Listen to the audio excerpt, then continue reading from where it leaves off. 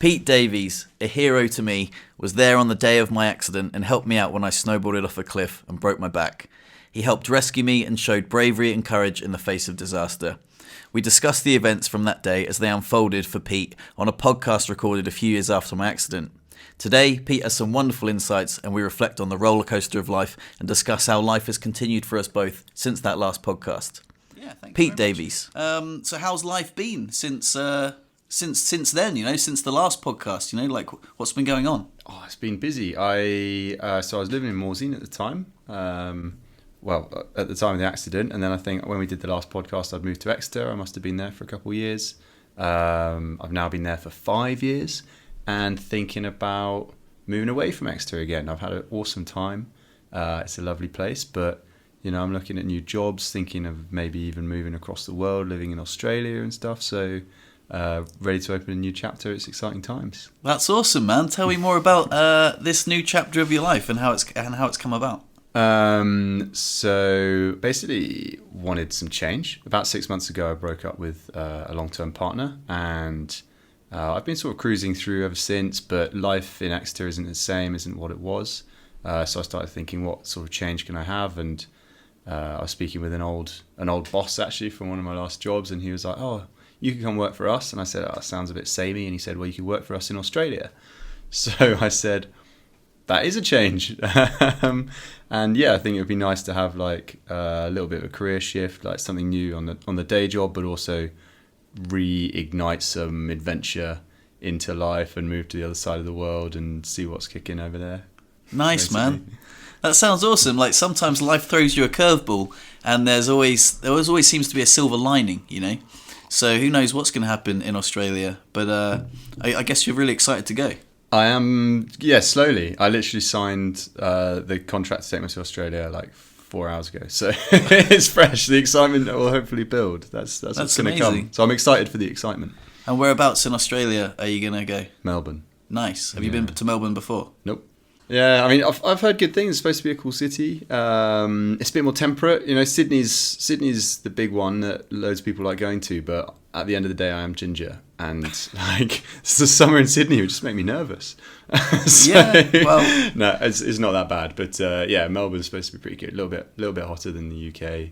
Nice sweet spot. Good food, good culture. Not far from the sea. Everything you want from an Australian city. You know what? Melbourne is the most similar place that I went to in Australia that is similar to England. Okay. Yeah, for sure. Is that a good thing or a bad thing, I wonder? Different. There's a place called St Kilda, which is very British-ish. Because, and also in Melbourne, they say there's 4 seasons in a day. The weather is really weird. Or my experience of it was, it seems pretty congruent with people that live there. But yeah, other parts of Australia are like Australia's enormous. Like it's like the size of Europe. People forget, it takes 5 hours to fly from Perth to Melbourne. You know? And that's like from here to, Russia. So, it's wild. But that place, Melbourne, it was certainly wasn't what you traditionally think of as Australia.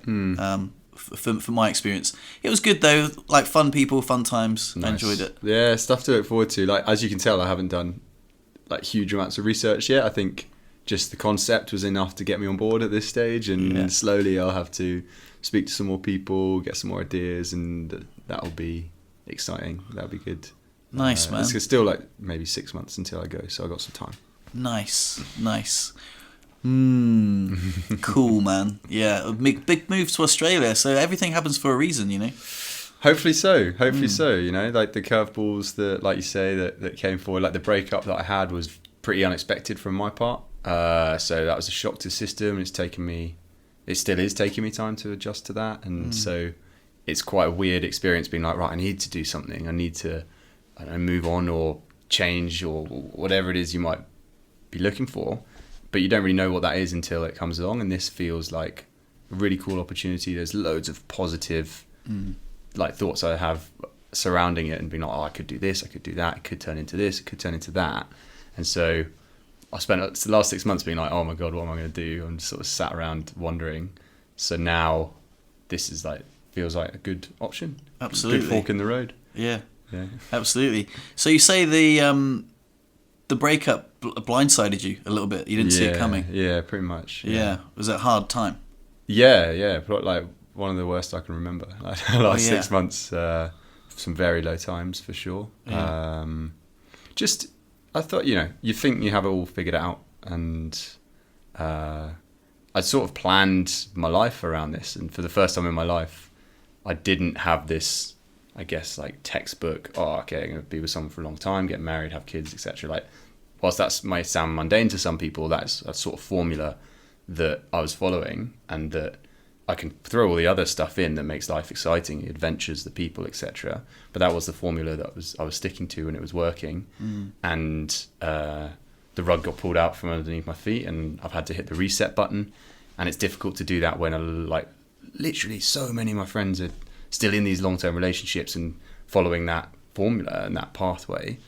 And I've realised that I'm no longer on it. Probably I'll find it again if that's what I want to do, or if that's what the path that's meant for me. But not being on that path when you would really set your ways to do that was quite a weird adjustment, and still is. So there's been low times like trying to get through that and like the circumstances. But I think one of the key things that I've identified in the past few months that's really helped is just looking forwards. If I look backwards, I get bitter, angry, sad, whatever you want to say about it.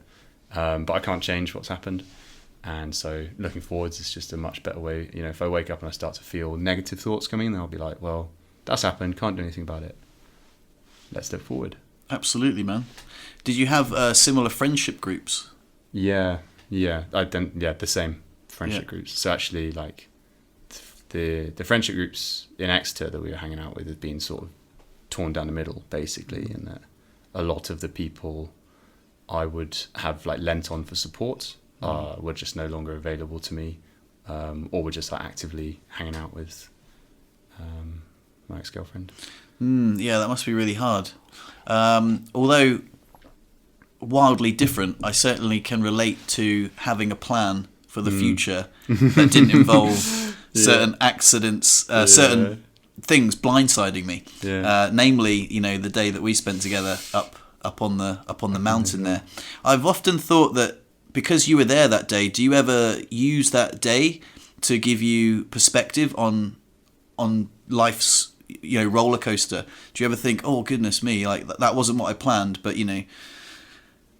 good things might come of this, Yeah, I do, and like a lot of what you've been up to since that day, and this podcast and the channel, and like how different your life looks in many ways to how it did before is I do reflect on that, because to someone like I pride myself on being very active. I love fitness and sport and activities as much as you did before you were in a wheelchair. And when I have these moments where I'm like, oh shit, like this is really rubbish, I actually lean on that and be like, well, actually one of the most traumatic things I can imagine happening to me would be losing the use of my legs.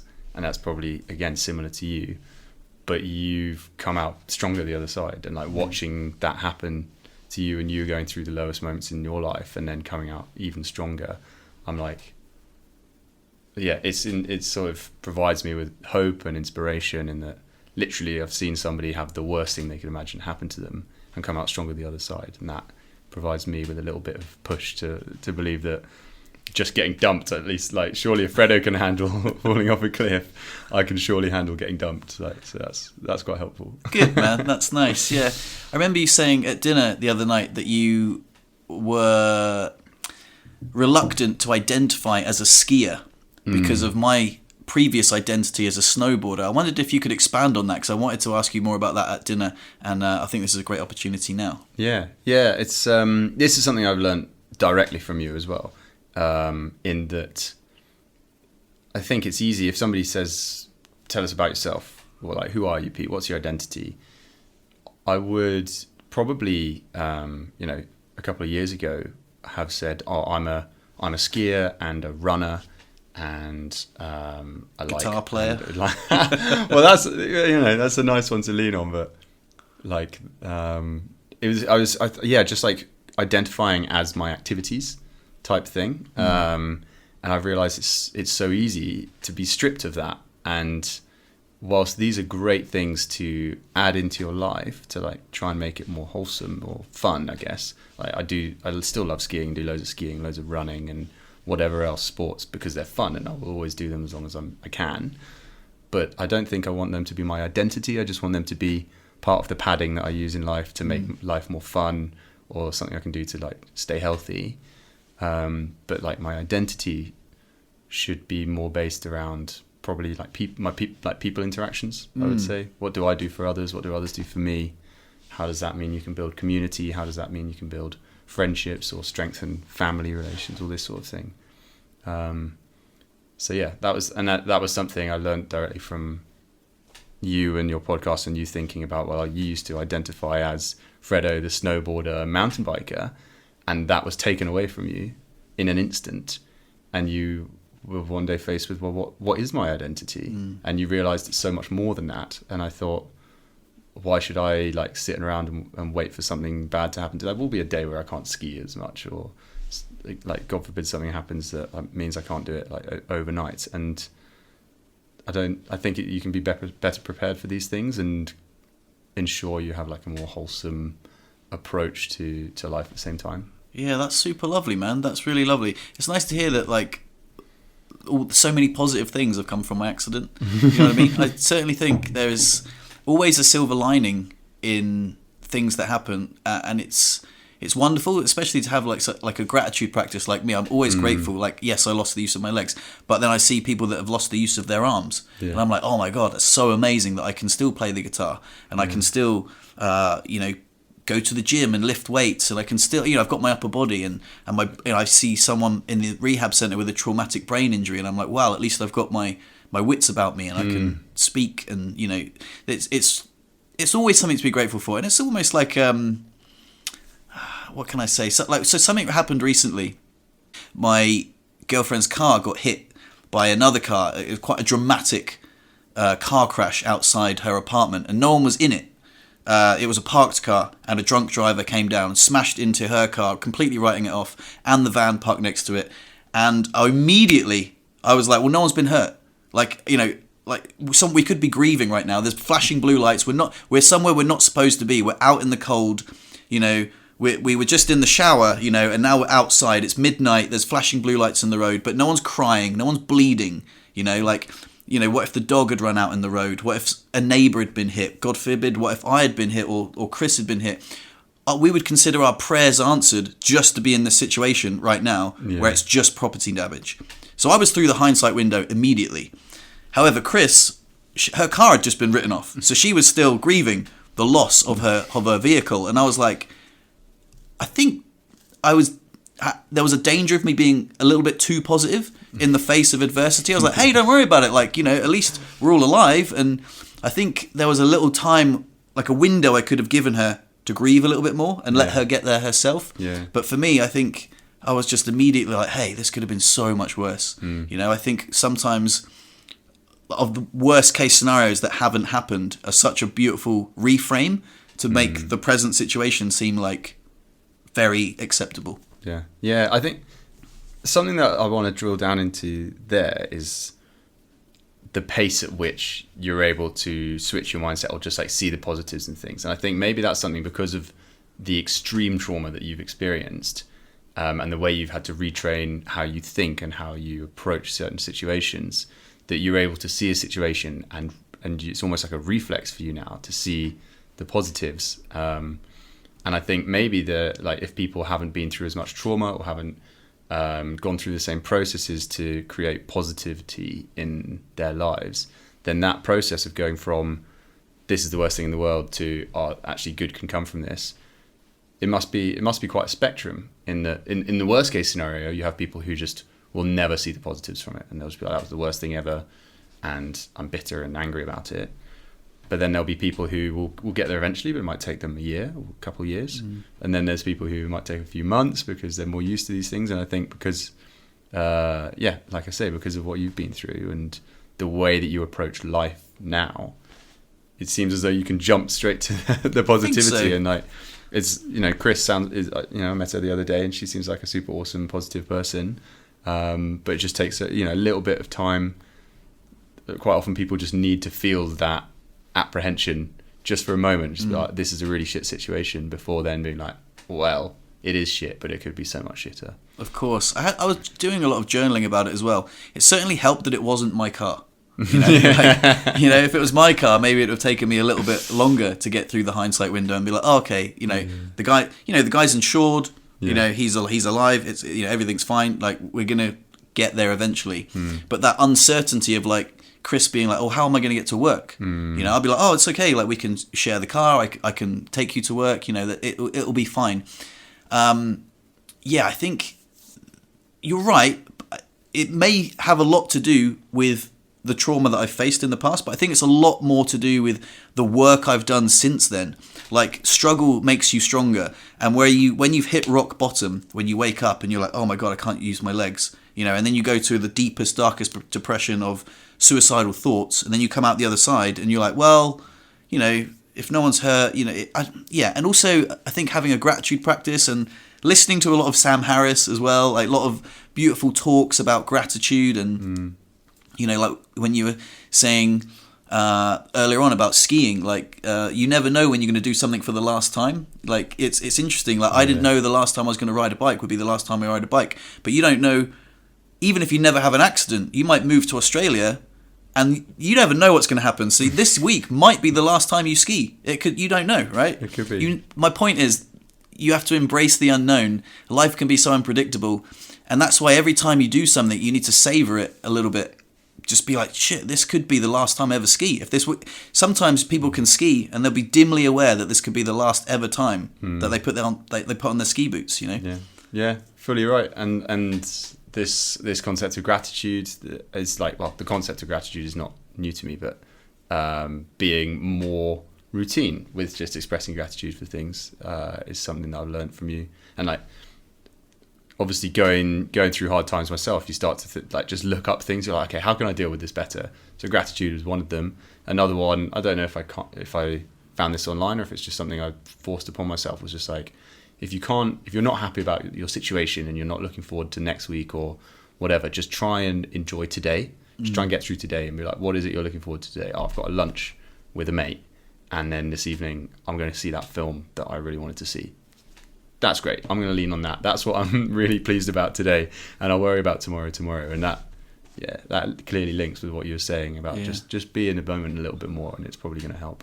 Yeah, that's beautiful, man. And sometimes it's a lot easier said than done. Especially, like I say, if it was my car, it would be probably harder to get there so quickly. But sometimes I do think that you have a choice in how you feel. Like, for example, I could have something bad happen to me, like I'll lose some money or something. I don't know. And I'll be like, oh, well, I lost 50 euros. I'd be like, I could lose 50 euros and have the hump, or I could lose 50 euros and maintain my inner peace. Either way, I've lost 50 euros. So you've got a choice. Can't change that. But you can. 50's gone. But you can choose how you feel, and it's interesting. Like, it is a choice. Sometimes it's very, very hard, but it is a choice, and sometimes you have to allow some grieving as well. Allow some emotion out if that's necessary. But ultimately, you can choose a lot of the time how happy you are, and like understanding your own process to go through that. So I have a friend who he was just telling me the story the other day, how he was pissed off about something. He was out on a holiday with his girlfriend, and I don't know what, maybe they lost 50 euros, maybe or they had a shit experience, and his girlfriend was trying to be like really upbeat and just be like, oh, it's fine, like we'll make it better, it's all gonna be good. And whilst that's great from her, he eventually just had to say, look, I want to be pissed off, I'm going to be pissed off for half an hour, and then we're going to be okay. So don't try and change it. And she was like, oh, okay. So he was pissed off for half an hour. He allowed himself to be grumpy and grumble. And then he just was like, fine, I've done that. And he was able to be positive afterwards. And he has the self-awareness to know that that's his process. And I think that's really important because, like you say, it's really easier said than done. Sometimes, so I'm trying to develop these habits, gratitude, thinking positively, like looking forward to just the day. But if I wake up sometimes and I just feel like shit and I don't want to be here, I don't want today to happen, I'm still, I'm not in the mood, and I just think, oh, I can't be asked to feel positively, and I don't want to do this, that and the other. But it's about going through your own process to just be like, right, so I've been here before, I felt shit before, what did I do? I started by just making myself a cup of coffee, then I'll feel a little bit better, then I might be able to actually embrace the concept of feeling positive for the rest of the day. And I think if you can develop these little processes, then it makes it easier, because you're right, it's just so much easier said than done. 100%, man. And I wouldn't want to... I want to be clear, you can't deny yourself the feelings that you have. You can't just be happy about it, you know. Every cloud's got a silver lining. It's not that helpful sometimes, you know. Sometimes you're like, bugger off, I want to be grumpy about this. My car just got smashed into. Yeah. All right, I'm not there yet. Just let me be pissed off. I need to cry, you know. My friend Benji said it was analogous to he's around a 2-year-old at the moment, and she's learning to walk. And sometimes people have different reactions to when she falls over. Sometimes they're like, oh, oopsie daisy, get back up, or like, oh, don't cry. And when you say to someone, don't cry, you're sort of telling them how to feel. Yeah. And, you know, the stoic dad could be like, oh, you get, you know, like, it could be loads of different reactions. And this child is still learning about the world and being told how to feel about something. And I get it, you know, so I wouldn't say, you know, neglect your feelings. Like, you should feel it. But I guess you can choose how long to stay upset for. Like, you can't, you know, you could be upset about something for a reasonable amount of time, but you could also, you know, dwell on it a bit, which some people do. And some people, again, I think it's a lot to do with like habits, like habit forming. Like, I've got journals full of gratitude, like a gratitude practice I do every day. So I'm like habit stacking gratitude every day, so which gives me an attitude of gratitude. Whereas some people complain a lot, and they sort of have that muscle memory of just complaining and instead of seeing the gratitude in life, they see the downside in life, and that's another reaffirming habit of just seeing the negative in life. And we all know someone that just complains a lot, you know, and they're just a bit of a buzzkill, you know, a bit of a vibe sniper. They're not very pleasant to be around. And I like to live life on the other end of the spectrum, and I think it's possible. Yeah, for sure. You read my mind in terms of that habitual thinking, something that so have you come across the word ruminating? Yeah. Like, seemingly common word. I hadn't come across it until, I don't know, 6 months ago. And I was like, ruminating, what does that mean? Oh, it means to go over things over and over again without any actual change in circumstances or facts or something along those lines. And I was just like, yeah, I do that a lot. And I realised, and so and I was just like, right, New Year's resolution, just ruminate less, you know, or allow yourself time to do it. So if there's something that's bothering you or something that's going around in your mind, it's probably inevitable that you're going to think about it. Yeah. But you can be like, right, if that thing's going to be going around in my mind, I'm going to do it first thing this morning, or I'm going to do it this afternoon. But that is my allocated time for ruminating. And the rest of the time, I'm going to feel positively. I'm going to think about other things. Yeah. And I think that, again, like, you need like this stack of habits in my minimal experience. You need the full stack, because like 9 times out of 10, you're not going to want to feel like doing them. But that 10th one, you're like, oh, that one is going to work for me today. And so this is just another one of like, okay, don't ruminate on these things. It's going to be, I'll do an hour later. And it's habitual, isn't it? Just be like, the less you ruminate, you'll get into a cycle of just not doing it less, and hopefully you can wean it off. Exactly, man. It's like you said, putting in the reps. It's like that's like muscle memory. Something that I've listened to. I think a lot of the things that I say are like parroted from talks that I've listened to. I think that's wonderful. Just passing on the knowledge. It doesn't necessarily mean that it's come from my own wisdom. I'm just, you know, but wherever it's come from. There's an app that I really like. It's called Waking Up, and you can get it for free. It's really lovely. It's Sam Harris, and he does guided meditations all the time. And he has these wonderful talks. Like, he says, like, you can't stay angry for very long without keep reigniting your anger by thinking about stuff. And there was a beautiful example of this where last summer I kept going to the swimming pool, and every time I got there, there'd be someone in the disabled changing rooms that wasn't supposed to be in there. And I was like, oh, God damn it. And every time they'd come out, I'd give them the, you know, the mean look. And I'd be like, hey, you know, you shouldn't be in there. They'd be like, oh, sorry. And I'd be like, yeah, well, you know. And then I'd find myself in the swimming pool, like half an hour later, I'd be thinking about the person who was in the changing rooms. And I'm like, every time I go for a swim, like 9 times out of 10, there is someone in the changing room. And 9 times out of 10, I'm ruining my own swim. And it's not their fault, it's my fault, because I'm ruminating in the swimming pool and I'm reigniting my anger. Like I'll be like, oh, swimming. Oh, that idiot in the change room, I can't believe it. He looks so smug. And then I was like, oh, and then I keep thinking about it. So I'm reigniting that angry thought. And then I'm like, I'm ruining my own, I have to take responsibility for this. Like, it's not them that's making me angry, it's me. So I remember thinking, right, I'm making a change now. Every time I go to the swimming pool and there's someone in the disabled changing rooms, I'm not going to get annoyed. I'm just going to accept that it's a place for disabled people, but sometimes other people use it. And with that reframe, and people come out and they're like, oh, sorry, but no worries, have a lovely day. Like, what would love do? Bless you.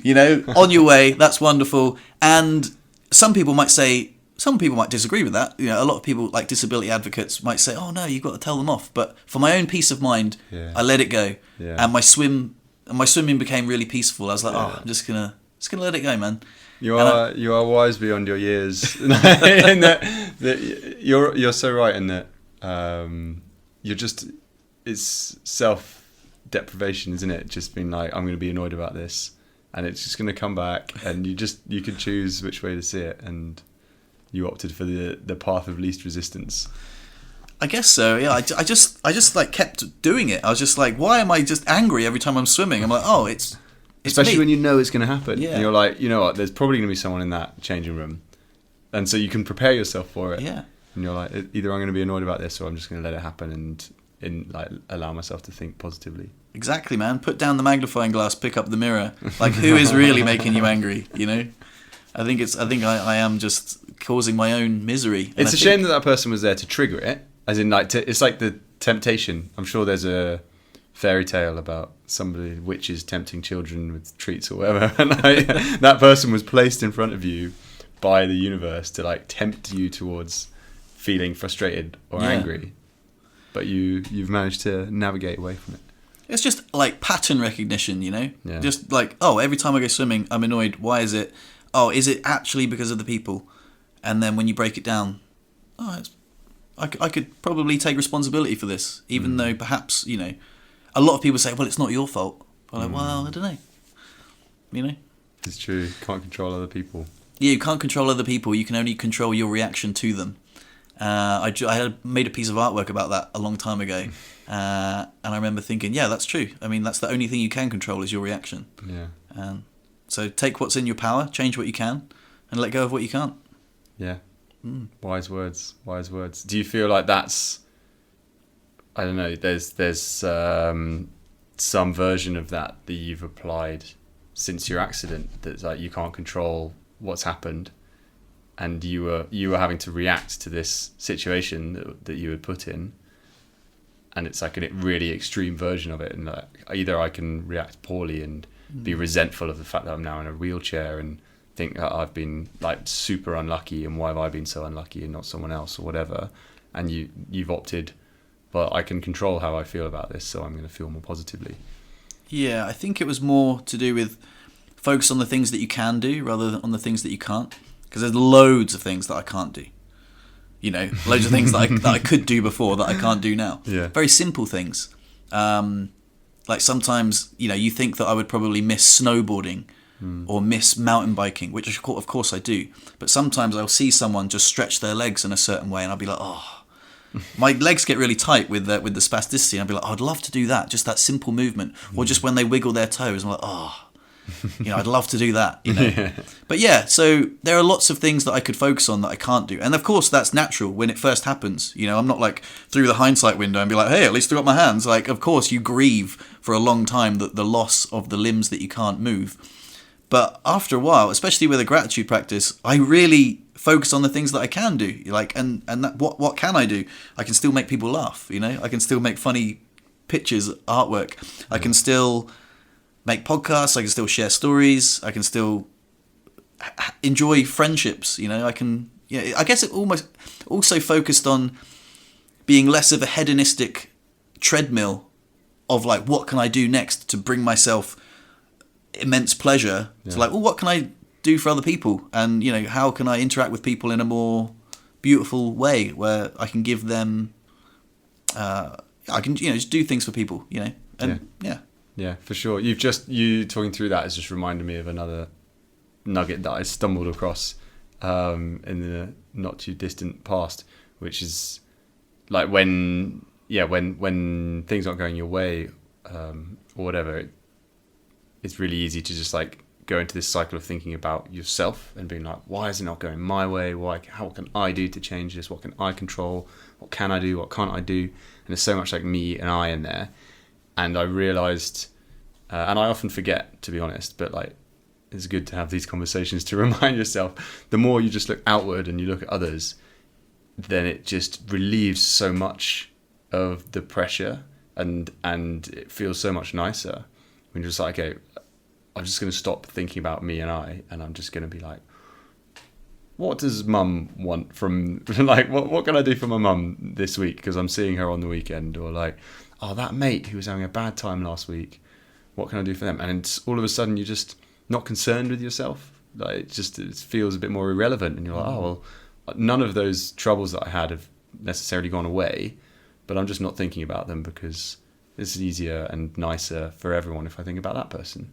And so the more you just think about others, it seems to relieve a lot of the pressure, and then you come back to yourself because everyone needs to take care of themselves, and you can often find that those difficult feelings have subsided a little bit. So that's really lovely, man. Yeah, they say that the best way to make yourself happy is to make someone else happy.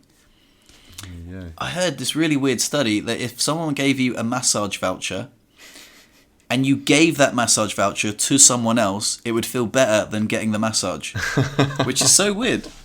But apparently it's true. It's, science. That's going to be really hard for me to do because I've literally never had a professional massage. Yeah. So the day that somebody gives me a massage voucher for a pro massage, I'm just going to have to be like, that's great, I've never had one of those. Here you go. Give it away. Apparently, according to science, this is going to make me feel really good. Yeah, well, I mean, there's probably limits. You have to look after yourself as well. But yeah, it's one of those things. I think a great example is this Christmas. I've been meaning to do like loads of artwork. Like I've had ideas for beautiful pieces of artwork to do. For the last 6 months, I've wanted to paint them. But as soon as Christmas comes around and I've got a deadline and an idea and a gift for someone, oh my God, my creativity flows. I painted lots of canvases. I painted one for Chris. I painted one for Benji. And it just all comes out of me in this beautiful, like, oh, amazing. Oh, this is so lovely. And then you give it away and it feels really lovely.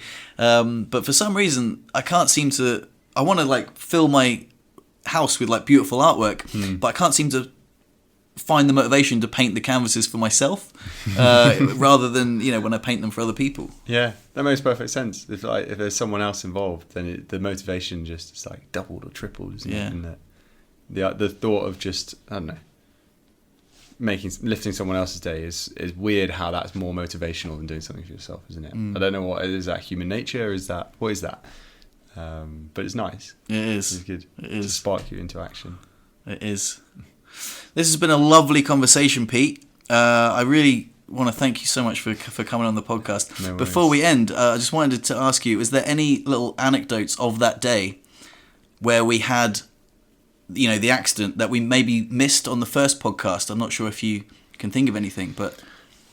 So like, I was going over the day. I don't think there's anything that we didn't discuss already in terms of like memories from the day.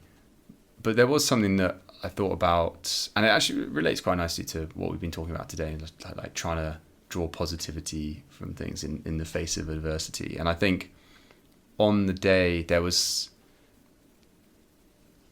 my mindset in those moments when you were like in so much pain and you were conscious and you were yelling, I can't feel my legs, and you were yelling just out in pain, just making noises. And I just remember in that moment, you fear the worst. And as I mentioned earlier, like one of the worst things I can imagine happening to me literally in life would be to lose the use of my legs. And I think you were in the same position. And there we were being like, oh my God, this might have actually happened. But in that moment, I was not I was just trying to think positively, and I was like, well, it also could not have happened, and we just need to get through this situation. So I remember like holding your hands and being like, you can squeeze that as hard as you like, mate. Just like squeeze the hand, and you're like, I can't feel my legs. What's going on? And I was like, we don't know yet. You know, we haven't established the facts. We're going to wait for people to get here. We're going to get you off the hill. Like, we're both conscious. You had your helmet on. Always wear a helmet. Yeah. And, you know, you were conscious you were talking. You didn't look like you had any brain damage at that point. And so it was like, that's great. We're both conscious. We don't know if you've lost the use of your legs yet, but we do know that there's some pisters on the way and we're going to get you off the hill. And it was just like focusing on the smallest possible positives that I could find at the time, even though I was terrified that the truth was that you might not be able to use your legs anymore. But it wasn't like what I wanted to focus on in the moment. Yeah, that was just a thought process that I had on the day that sort of sticks with me, and I think it maybe relates in a funny sort of way to what we've spoken about today. Do you think that sticks with you at all, like when you face situations now? To an extent, yeah. I mean, it's funny. I wonder how much of that was like adrenaline and just reaction, because when you don't have any other choice but to do that. Whereas, you know, going through other tough times, shit day when your car gets smashed up or you get dumped, you realistically you do have more time to like sit and have a cup of tea and mull things over. Ultimately, don't you? So there's less pressure to choose a reaction and go with it right there and then. But it is something to lean on for sure. Like something that I'll hopefully maybe lean on more in terms of like, look, if I have to just choose something right now and go with it, what's it going to be? Is it going to be positivity, or am I just going to break down and be like, Fredo, I think you might have lost the use of your legs. I don't know what to do about that. Or do you just focus on the positives and go step by step? It's hard. Although I will say that you did a fantastic job. And weirdly enough, we got a comment on that old podcast today, on the day that we're recording, from an emergency medic who said, as an untrained civilian, you did a remarkable job. And I feel like I said in the last podcast that we did together, I'm not sure I could have done the same for you as you done for me. So it's lucky that I was the one that got injured. That's very kind words from you and from that person who made the post. But I think I disagree in that I still believe I did what anyone would do. You know, I think it comes to people more naturally than they might think, just to have this reaction. And so I don't think I'm like particularly special or gifted in extreme scenarios, and I just did what comes naturally and react as best you can. But I'm glad that some people seem to believe those were the good choices to be made. Well, you'll always be a hero to me, man. Very kind. Thank you so much for everything, man. Thanks so much for being part of the podcast, and thanks obviously thank you so much for 5 years ago for rescuing me off that cliff, because it could have been a hell of a lot worse if you hadn't have done what you've done. So thanks. You're very welcome. Cool. I hope you enjoyed that conversation. I thought I would include this post-amble that was captured while the mic was on, as it does sum up how I currently feel about growing the podcast in a way that feels comfortable. Okay, I would love to have a larger audience, not for like an ego stroke, but just because I think the conversations that I have are probably more relatable to a broader audience. But I'd like that to be a bit more generic, and I'd like the growth to align with my values. I heard this wonderful thing on a newsletter recently of a guy who had a podcast, and he said 50% of new listeners to podcasts are due to word of mouth recommendations. So put aside all the algo hacking, clickbait thumbnails, or like trying to get the juicy titles and the keywords and the hashtags. If you just get your listeners to say, hey, if you really like this podcast, tell a friend about it, and they could listen to it. That's 50% of your podcast growth right there. True. And if ever you did feel like there was something particularly meaningful that you covered, that you just felt like you wanted to reach more people with it, then I wonder, would you feel weird about saying something like that at the end of the podcast and be like, guys, I think this is a really great episode. So on this one, like maybe consider telling your friends about it. Even saying like that maybe sounds a bit weird, but it doesn't come easily, but it does come more easily. Like I've spoken to Benji about it as well, and we said that does sound way more in line with our values than plastering it all over Instagram and like stuff like that. Like, even though that is a way to grow the podcast, I'd much rather just have like a little recording at the end being like, oh, hey guys, if you really like this podcast, share it with a friend, because it's the best way to grow our little platform. And I think these conversations are valuable to a broader audience. So yeah, consider doing that. Yeah. That sounds good. That does sound good. I think it's a good way of doing it. Yeah. And like, it sounds like it's an effective way to do things as well. So. I think so.